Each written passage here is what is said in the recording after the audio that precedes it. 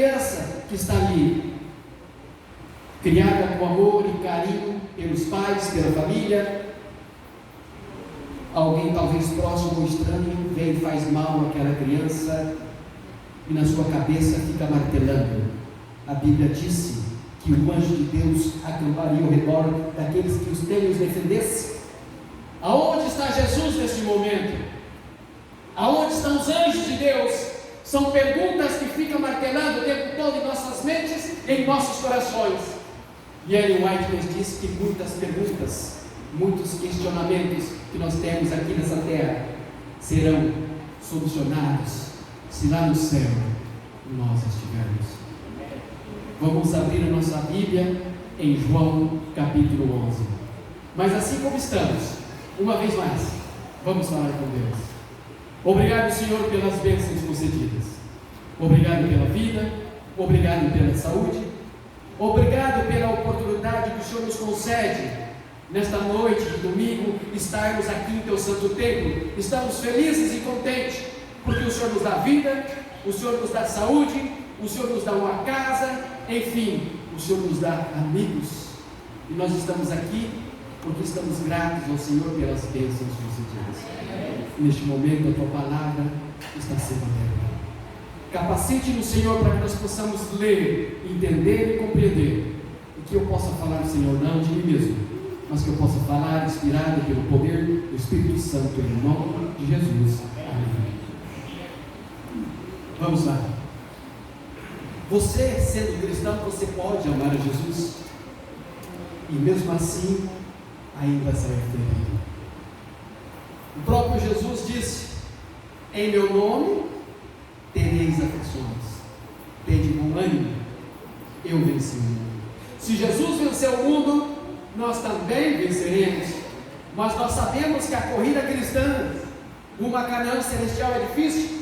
Estamos enfrentando os desertos espirituais da nossa vida. Em João 11, versículo 1 e 2, Jesus disse: ora, estava enfermo um homem chamado Lázaro de Betânia, aldeia de Maria e de sua irmã Marta. E Maria, cujo irmão Lázaro se achava enfermo, era a mesma que ungiu ao Senhor com bálsamo e lhes enxugou os pés com seus cabelos. Existe um livro que eu não me lembro o nome agora, uma revista. Ela está em inglês, da Casa Publicadora Brasileira, americana, claro, não é daqui do Brasil, lá nos Estados Unidos. Ellen White menciona, eu não consegui achar para trazê-los a vocês nessa noite e dizer aqui, como eu disse agora, que Maria era irmã de Marta e Lázaro. Tudo leva a crer que sim. Quando nós estudamos os versículos especiais, quando fala de Lázaro, Maria e Marta. Mas existe um verso, uma passagem, uma revista em especial, que Ellen White menciona Maria Madalena, irmã de Lázaro. E Maria, cujo o irmão era Lázaro, achava-se enfermo. Jesus, quando ele esteve seu ministério aqui na terra por 3 anos e meio, Jesus andava por toda aquela região. E uma das regiões que Jesus mais gostava de estar era em volta do mar da Galileia. Nós conhecemos a história daquelas pessoas que viviam lá, a trajetória de Jesus por onde passava, principalmente no mar da Galileia. As cidades ao redor eram várias cidades. O mar tem aproximadamente 22 a 24 quilômetros de comprimento. E muitas das vezes Jesus, quando estava naquela região, ele não tinha um lar, mas um dos lugares que Jesus mais amava estar era na casa de Lázaro, Maria e Marta. Esse lugarzinho era considerado um oásis para Jesus. Esse lugarzinho, como nós dizíamos ou dizemos muitas vezes, ali Jesus se sentia em casa. Isso aconteceu na época de Jesus. Jesus ama você. E mesmo assim você pode passar por extremas dificuldades. Jesus me ama, Jesus nos ama. Mas mesmo assim, nós podemos passar por extremas dificuldades ao longo da nossa vida. Quando nós analisamos a trajetória dos apóstolos de Jesus, 12 e 11 deles foram assassinados. Paulo, nos 2 últimos anos, viveu numa casa em Roma, onde ao seu lado havia, dia e noite, um soldado romano. E ao final dos 2 anos, ali em Roma, Paulo foi decapitado. Então nós passamos dificuldades. E João 11, 3 e 5 nos diz: mandaram, pois, as irmãs dizer a Jesus: Senhor, eis que está enfermo aquele que tu amas. Jesus amava todas as pessoas daquele momento, daquela época, as próximas gerações futuras, a nossa geração e as próximas enquanto Jesus não voltar. É claro que Ele vai amar a todos, e Ele se preocupa com cada um de nós que estamos aqui neste momento. Quando nós lemos os 3 últimos capítulos de Juízes, 19, 20 e 21, quando nós lemos 1, 2, 3 vezes, quando nós fazemos uma trajetória e fazemos os cálculos, nós vamos descobrir que por causa de uma mulher, a concubina do Levita, morreram mais de 90.000 homens. E por quê? Porque Jesus se preocupava com aquela mulher. Então mandaram, pois, as irmãs dizer a Jesus: Senhor, esse que está enfermo aquele que você ama. Talvez Jesus tinha um carinho um pouco mais especial, porque era um lugar que ele gostava de ficar, passar as noites, almoçar, tomar café da manhã, jantar, dormir. Ora, versículo 5, Jesus amava a Marta e a sua irmã e a Lázaro. Por isso elas mandaram dizer: Senhor, aquele que o Senhor ama está enfermo. E talvez elas perceberam que a enfermidade era para a morte. Talvez elas estavam entrando em pânico, porque elas não queriam perder o irmão. E quando nós estudamos a Bíblia, nós descobrimos que esses 3 irmãos não era só amado por Jesus, mas pelas pessoas circunvizinhas, pelas cidades circunvizinhas, porque era uma família querida. A glória de Deus é mais importante que o nosso conforto, e é isso que nós precisamos ter em mente. João 11, versículo 4, ele nos diz: Jesus, porém, ao ouvir isso, disse: esta enfermidade não é para a morte, mas é para a glória de Deus. Mas para a glória de Deus, sim, para que o Filho de Deus seja glorificado nela. Em alguns momentos, quando nós lemos a Bíblia, Jesus menciona para justificar o Pai. Tudo que Jesus fazia era para justificar o Pai. E quantas vezes os discípulos iam à frente e Jesus ficava e ele orava, ele subia o morro e orava. Ele estava em comunhão com o Pai, sendo Jesus o Criador do universo. Ele orava, irmão. Por que nós não oramos? E nós, como cristãos, precisamos ter em mente que a nossa arma mais poderosa contra o inimigo de Deus é a oração, estar em comunhão com Deus.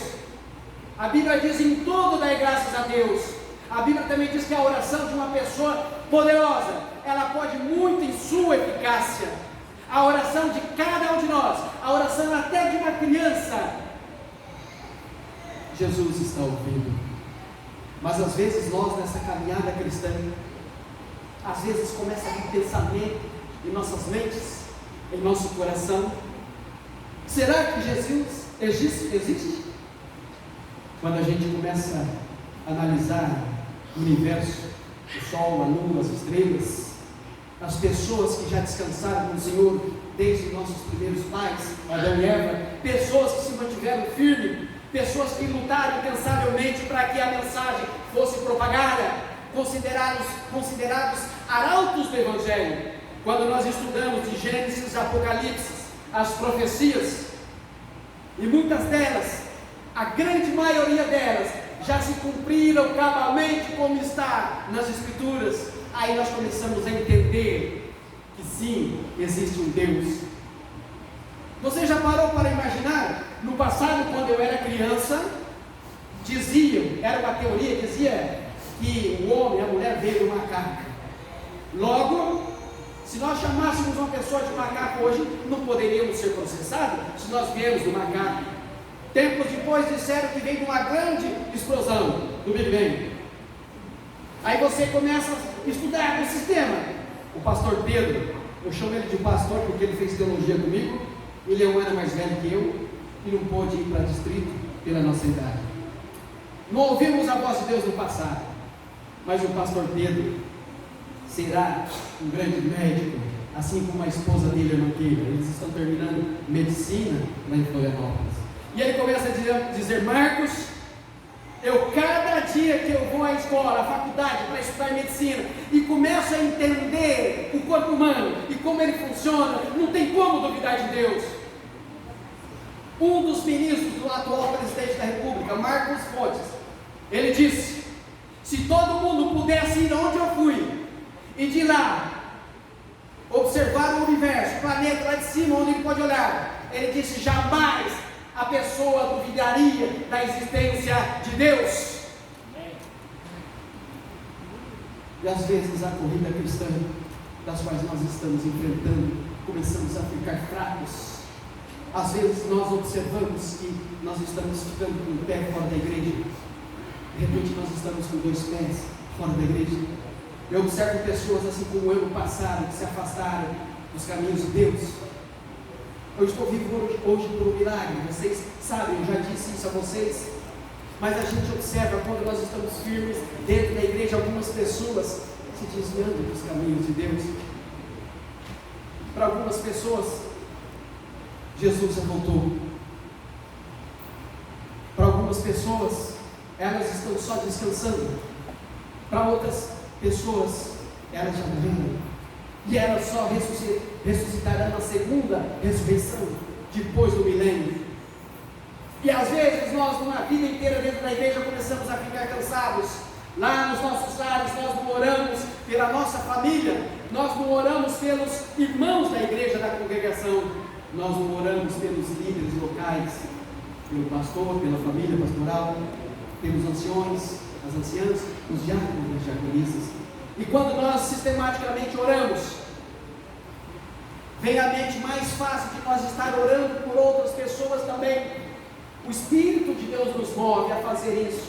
Jesus, porém, ao ouvir isso, disse: esta enfermidade não é para a morte, mas é para a glória de Deus, para que o Filho de Deus seja glorificado nele, seja glorificado no Pai. As demoras do Senhor têm propósitos. Quantas vezes nós já oramos a Deus, desejando que a oração, a resposta de Deus seja imediata? O livro de um dos homens mais inteligentes da face da terra, Eclesiastes, capítulo 3, diz que tudo é no tempo de Deus. Quando, pois, ouviu que ele estava enfermo, ficou ainda 2 dias no lugar aonde eles estavam. Porque as meninas mandaram dizer: Senhor, teu amigo, aquele que tu amas, está enfermo. Ele ainda ficou 2 dias no lugar. As demoras do Senhor às vezes são silenciosas. Às vezes parece que Deus não nos ouve. Nós clamamos a Deus, estamos enfrentando barreiras, dificuldades em nossas vidas, e nós oramos e aparentemente Deus não nos ouve. Em João 11, 17 e 21 nos diz: chegando, pois, Jesus encontrou já com 4 dias de sepultura. Então Jesus, quando vai até onde estava Lázaro, já havia 4 dias de sepultura. Disse, pois, Marta a Jesus: Senhor, se o Senhor estivesse aqui, meu irmão não teria morrido. Ela tinha fé, mas a fé não era o suficiente, porque ela disse: Senhor, se o Senhor estivesse aqui, meu irmão Lázaro, teu amigo, aquele que o Senhor ama, não teria morrido. Mas ela ainda acreditava. Ela não sabia o que Jesus estava prestes a dizer a eles naquele momento. Tragédias humanas não provam a incapacidade divina. E tragédias acontecem todos os dias, perto da gente, longe. Às vezes, em alguns momentos, nós vamos só ficar de joelho quando alguém que nós amamos deixar de existir, quando ele descansar no Senhor. O remorso começa a vir em nossa mente, em nossos corações. Então nós sistematicamente começamos a adorar mais a Jesus. Algumas pessoas se afastam dos caminhos de Deus, e por um igreja, mas haverá um momento que ela voltará. Se não for por amor, será pelo amor, mas ela virá para a igreja. Então Jesus, em João 14, 15 e 37 diz: então Jesus lhe disse claramente: Lázaro morreu, e por vossa causa rogo que ele lá não estivesse, para que creiais, mas vamos ter com ele. Mas alguns deles disseram: não podia ele, que abriu os olhos ao cego, fazer também que este não morresse? Eles conheciam quem era Jesus, eles já sabiam que Jesus havia abrido olhos de um homem que era cego, então eles acreditavam que Jesus também poderia fazer este milagre. Mas alguns deles disseram: não podia ele não deixar que esse homem morresse? Mas alguns propósitos tem na nossa vida. Vocês conhecem a história da filha de Jairo, uma jovenzinha? De quantos anos ela tinha? Alguém lembra? 12 anos. Um pouco antes, fala de uma mulher que tinha um fluxo de sangue. 12 anos também. Mas para que vocês possam entender, quando Jairo mandou alguém dizer: ó, não incomode o mestre, porque a minha filha já descansou. Jesus estava prestes a fazer mais este milagre com aquela jovenzinha de 12 anos, filha de Jairo. Então quando Jesus vai até a casa, ela estava morta, e Jesus disse: ela não morreu, e as pessoas que estavam ao redor de Jesus caçoavam, zombavam e diziam: ela morreu sim, como pode dizer que ela não morreu? Então Jesus vai até a casa de Jairo, entra com a esposa de Jairo, e Jairo dentro do quarto onde estava a jovenzinha, e com ele 3 outros apóstolos. E Jesus então faz um milagre e traz a vida àquela jovenzinha. Então todos disseram: realmente ela não estava morta, ela só estava dormindo, ou talvez parou de respirar por um tempo. Mas agora Jesus precisava de mostrar que ele também poderia ressuscitar. Já estava há 4 dias no túmulo, e Jesus precisava provar para justificar o Pai, para a glória de Deus, para que as pessoas pudessem crer nele. E aquelas pessoas daquela época estavam cegos, eles presenciaram Jesus, eles viram como Jesus fazia os milagres. Imagine-se vocês, 3 anos e meio, o próprio Jesus, irmão, pregando nessa terra, rodeado por multidões de meia-noite, a voz daquele homem. Hoje, nesta igreja, eu estou usando o microfone. Imagina-se na época de Jesus, lembra dos milagres? A multiplicação dos pães e dos peixes? A primeira vez a Bíblia menciona que era 5.000 homens, sem contar mulheres e crianças, que era o costume da época. Mencionava os homens, não mencionavam as mulheres e crianças, que se fosse mencionar todos, seria muito mais. Como Jesus pregaria para aquelas pessoas, se não havia na época microfones? Então, eu chego a uma conclusão de que a voz de Jesus era perfeita, o som da voz de Jesus era perfeito, que aquelas pessoas ao redor de Jesus nem piscavam, ouvindo Jesus. Então Jesus fez este milagre, porque lá atrás a filha de Jairo, após Jesus ressuscitá-la novamente, dar a vida, após ela voltar a respirar, após o coraçãozinho daquela jovem voltar a pulsar, eles disseram: ela não estava morta, realmente ela estava dormindo. E aqui vem mais: o Senhor não interfere com as tragédias humanas. Jesus não interfere de alguma maneira. Em alguns momentos nós ouvimos pessoas dizer: Jesus quis assim, e assim nós falamos errado. Jesus permite que as coisas aconteçam, isso desde a queda dos nossos primeiros pais.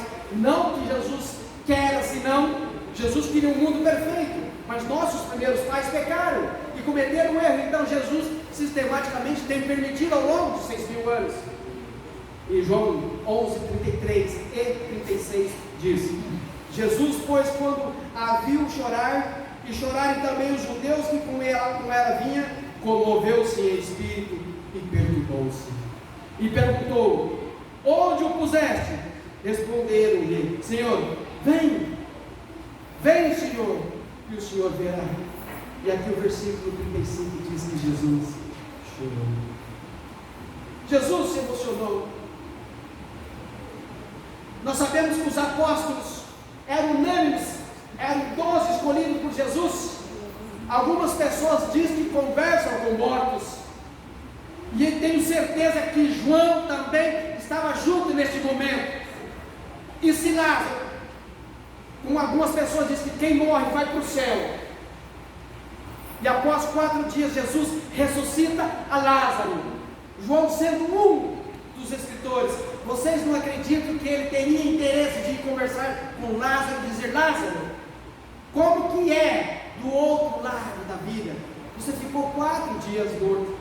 Você pode me dizer, para que eu possa descrever, para que as gerações futuras saibam depois? Por outro lado, Lázaro 4 dias morto, e alguns dizem que quem morre vai para o céu. E a Bíblia também diz que Jesus chorou porque era amigo da família toda. Se Lázaro houvesse morrido e ido para o céu, como alguns dizem, agora Jesus então vai trazê-lo do céu de volta para essa terra pecaminosa. Se Jesus tivesse feito isso, teria cometido uma injustiça grande com aquele que amava. Mas Jesus não olhou para o céu e mandou ele dizer: não foi isso que aconteceu. E se isso tivesse acontecido também, todos os escritores, os apóstolos, João poderia dizer: Lázaro, como que era no céu? Você esteve lá por 4 dias. Olha que injustiça que Jesus cometeu com você, trouxe de volta para essa terra pecaminosa. Mas a Bíblia diz que quando a gente morre, conosco perece todos os nossos desígnios, e só ressuscitaremos ao toque da 7ª trombeta, quando Jesus estiver voltando. Disseram então os judeus: vede como o amava, porque Jesus chorou. Em meio às tragédias, Deus revela a sua personalidade. Em João 25, 11, 25 e 40. Esse é um dos versículos que eu acho muito forte da Bíblia. São inúmeros, mas esse aqui ele está dizendo: eu sou a ressurreição e a vida. Quem crê em mim, ainda que morto, viverá. Amém? É isso que Jesus está dizendo: quem crê em mim, ainda que morto, viverá, porque eu sou a ressurreição e a vida. Jesus também disse: eu sou o caminho, a verdade e a vida. Ninguém vai ao Pai a não ser por mim. No versículo 40, respondeu Jesus: não te disse que, se creres, verá a glória de Deus? Agora eles estão diante do túmulo, e eles estão prestes a ver a glória de Deus. O Senhor sempre age quando nós estamos aflitos. Em João 11, 39, 43 e 44 disse Jesus: tirai a pedra. Mandou que removesse a pedra. Jesus poderia, só com o pensamento, remover, mas Jesus disse: tirai a pedra. E tendo dito isso, versículo 43, clamou em alta voz. O que ele disse? Lázaro, sai para fora. Ellen White disse que se Jesus houvesse dito: sai para fora, somente isso, e não o nome de Lázaro, todos que estavam mortos, desde a queda dos nossos primeiros pais até aquele momento, todos ressuscitariam naquele momento. Então Jesus foi específico: Lázaro, sai para fora. E o versículo 44: saiu o que estivera morto, ligado aos pés e às mãos com faixas, e o seu rosto envolto no lenço. Disse-lhe Jesus: desligai-o e deixai-o ir.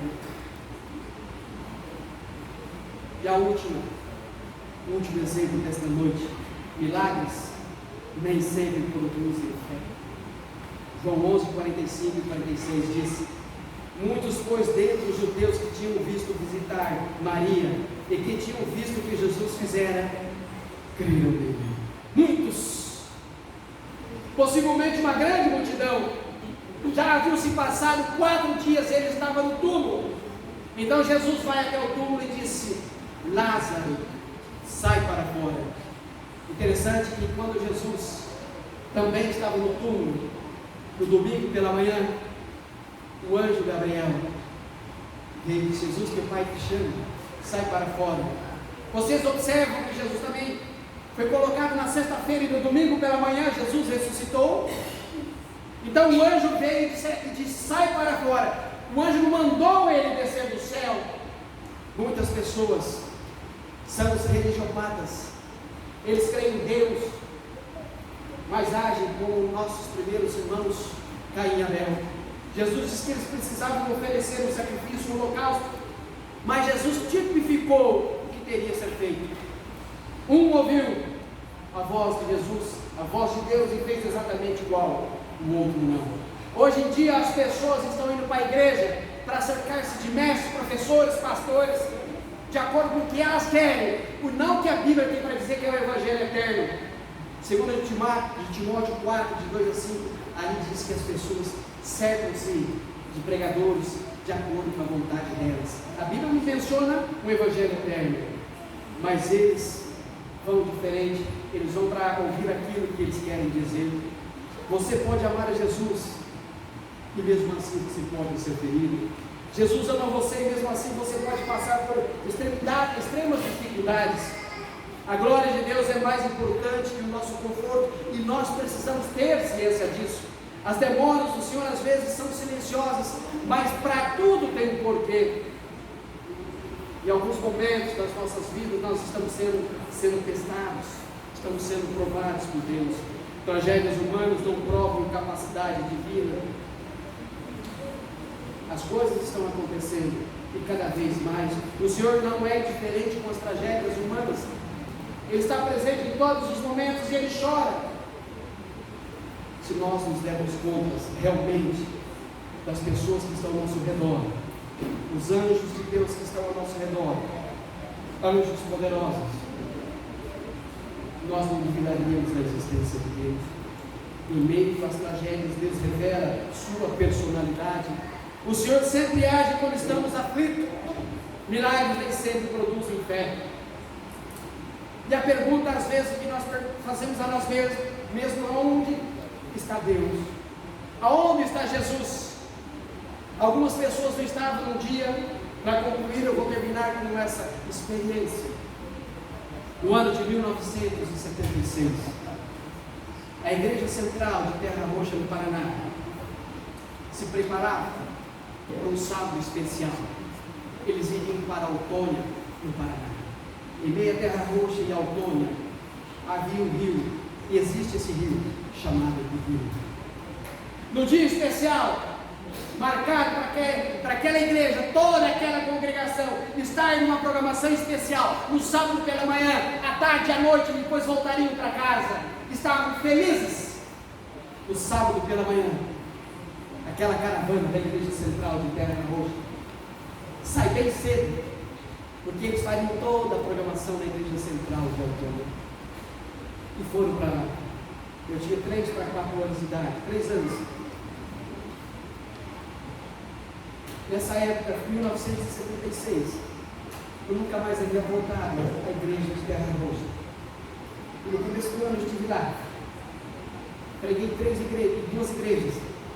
E tive a oportunidade de pregar na igreja com a foto estampada no telão de algumas pessoas. A programação daquele sábado foi espetacular. As pessoas estavam felizes. Foi pela manhã, à tarde, à noite teve uma social. Após a social houve um lanche, uma confraternização.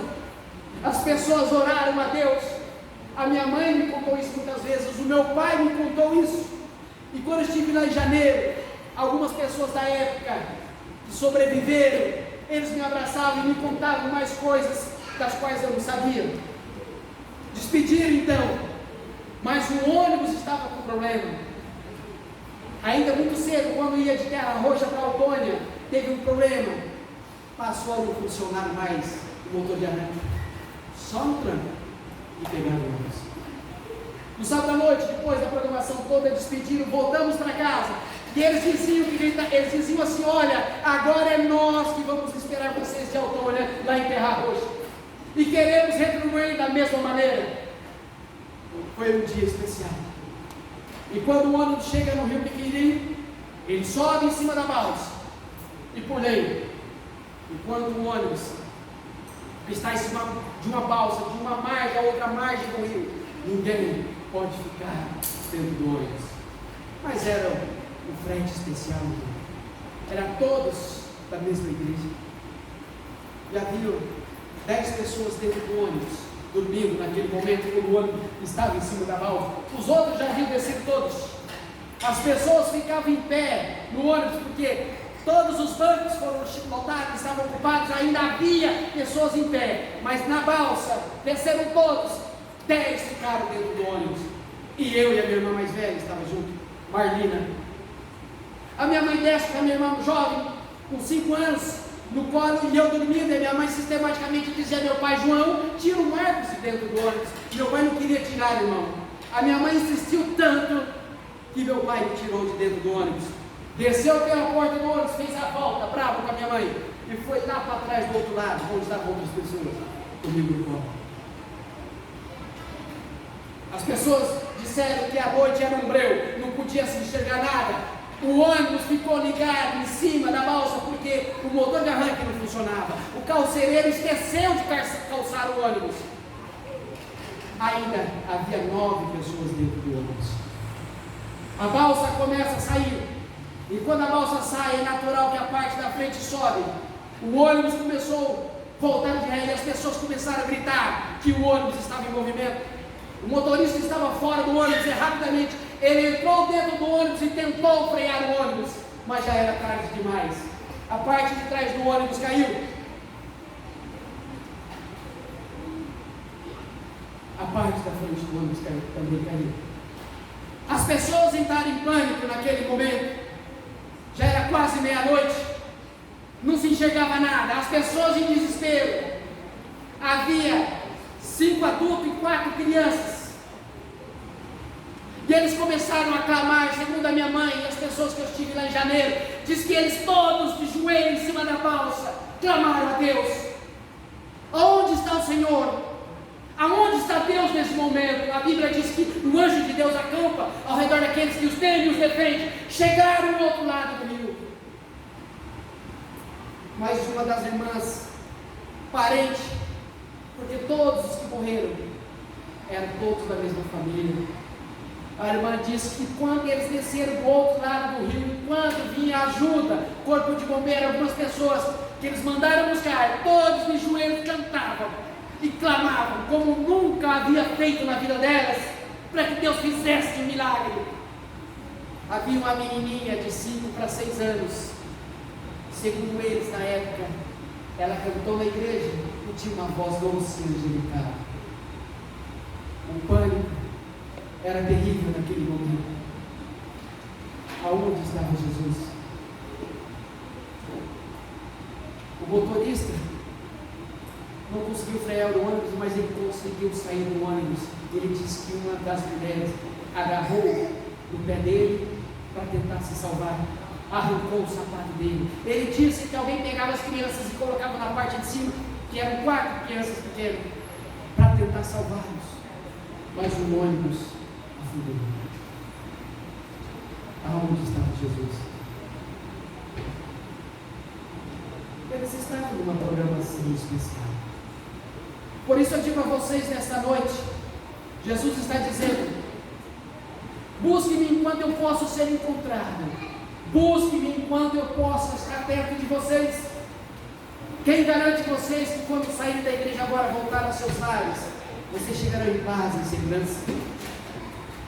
No complemento de Isaías 54, você está em Tiago 4, versículo 14, ele diz que a sua vida, que a minha vida, a nossa vida era como a neblina, ela é como a fumaça que nós vemos por um instante e já não vemos mais. Por isso vocês precisam se empenhar, não desistam de estar aqui na igreja aos sábados, aos domingos e às quartas-feiras. Não desista de orar pela família, pelos líderes da igreja. Busque a Jesus. Não sei se haverá o hino final tocado, mas eu quero que vocês meditem na letra, na mensagem dessa noite: aonde está Jesus? De repente Jesus está clamando neste momento ao seu coração, porque Ele sabe que talvez você não viverá muito tempo mais. E a Bíblia diz: quão precioso é aos olhos de Deus aqueles que descansam no Senhor. A minha esperança é rever algumas pessoas que já descansaram, como meu pai, avós, parentes, amigos mais próximos. Quantas pessoas se foram ao longo desta pandemia? De repente estavam nessa igreja, hoje já não estão mais nas fileiras desta igreja.